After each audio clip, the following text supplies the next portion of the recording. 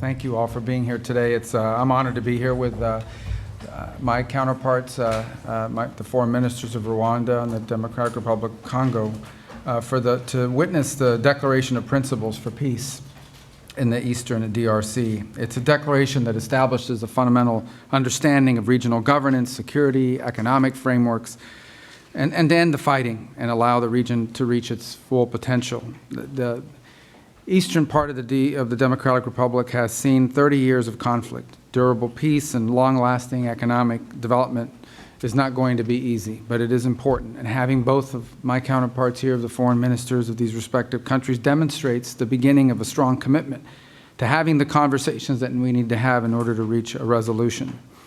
I'm proud to work for a president who's made peace, stable global peace, a priority of this administration.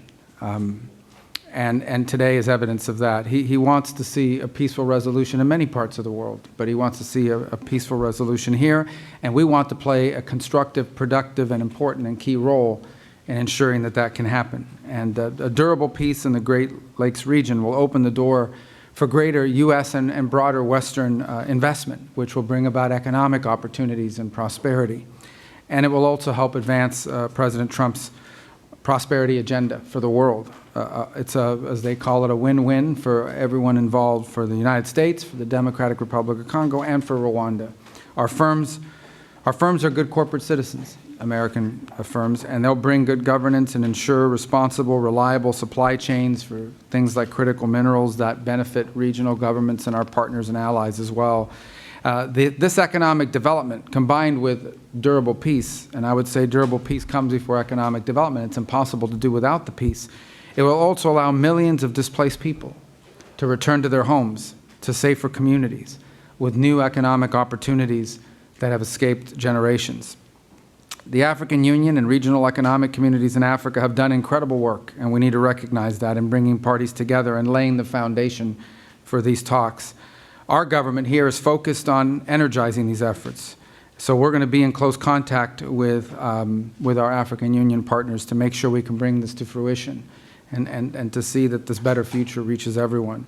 I do want to especially thank our senior advisor, Mr. Boulos, and his counterparts in the Democratic Republic of Congo and Rwanda for their vision and for their hard work. Today is a step to building a peaceful, prosperous Great Lakes region, and we look forward to working with everyone involved to achieve this goal. Thank you.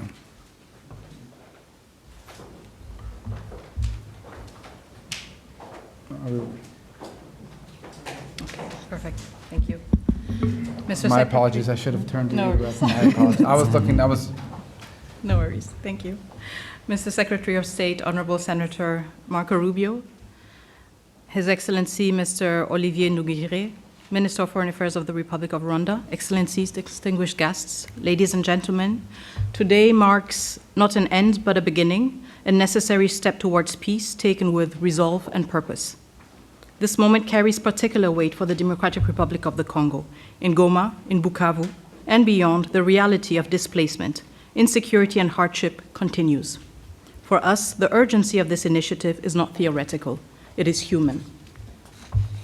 We signed this Declaration of Principles not as a symbolic gesture, but as a political commitment, a reaffirmation of principles enshrined in international law, and most recently echoed in the UN Security Council Resolution 2773, a resolution calling for the immediate, unconditional, and verifiable withdrawal of all foreign troops from sovereign territory of the DRC.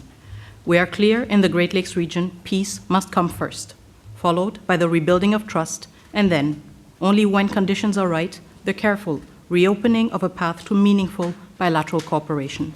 Too many past efforts have failed because sequencing was ignored and accountability postponed. Peace and development cannot rely only on good intentions. They must be built on responsibility, clear commitments, measurable timelines, and consequences for non-compliance.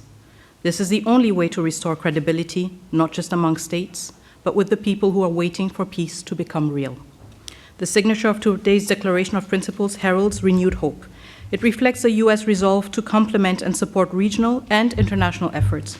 This initiative brings accountability and draws the hard lessons from past efforts that have failed to materialize. So the good news is there is hope for peace. The real news, peace must be earned and it will require seriousness, transparency, and sincerity.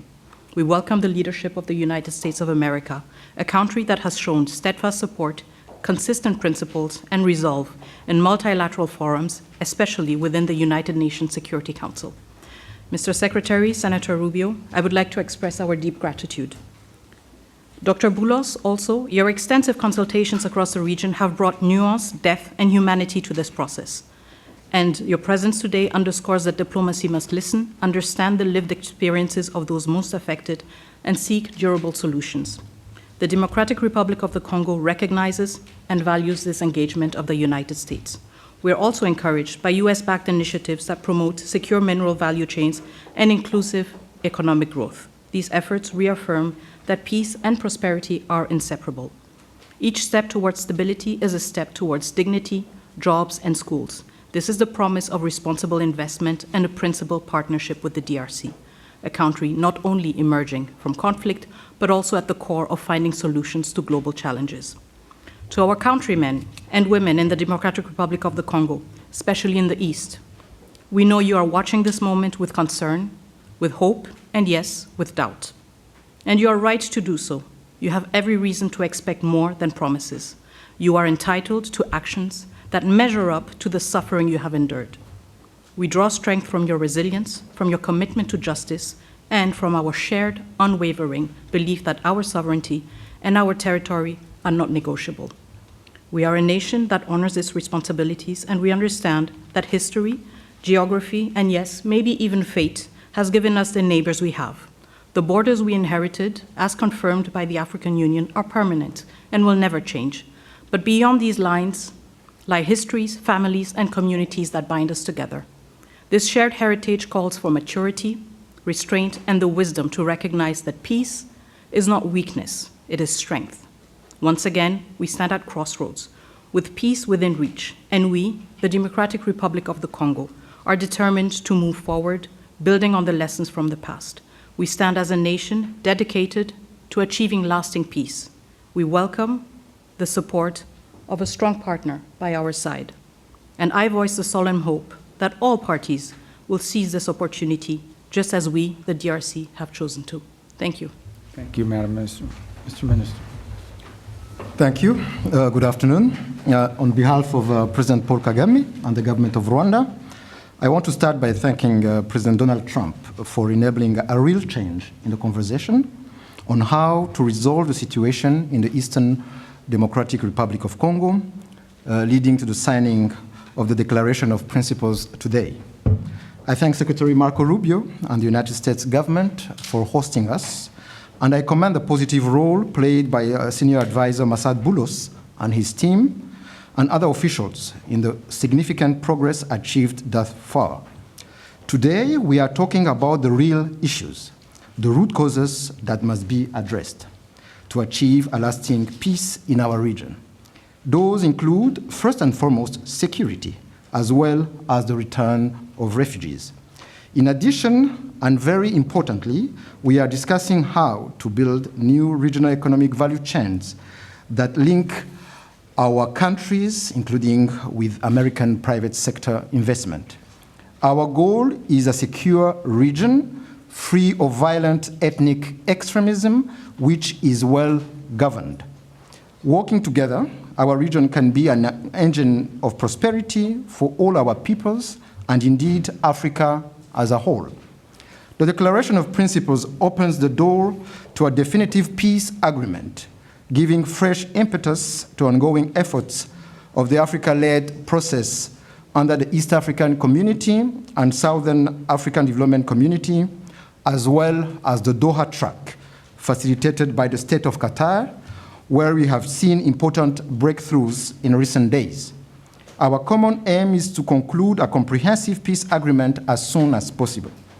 But there are no shortcuts or quick fixes, and we have to do the hard work to get it done right, once and for all.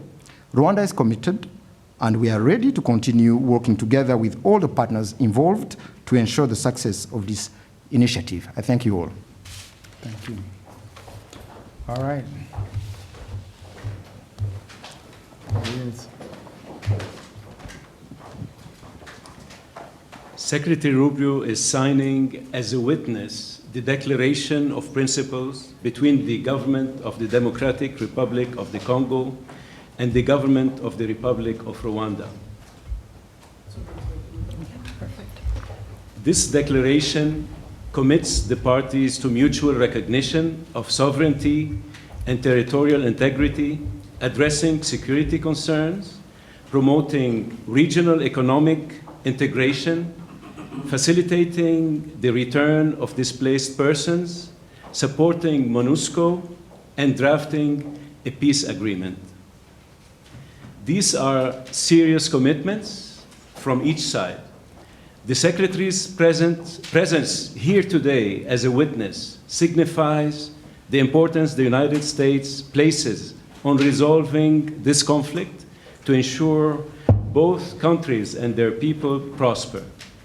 We're looking forward to working with both sides to further our existing partnerships and foster win-win outcomes for all.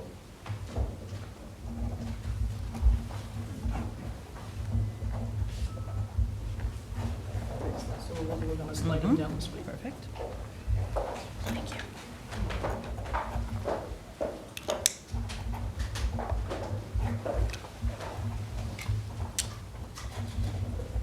Thank you. Thank you.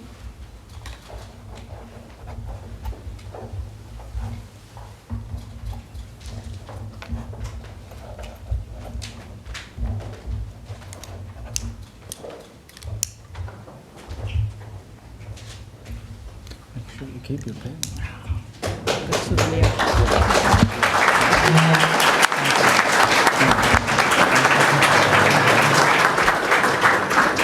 Thank you very much.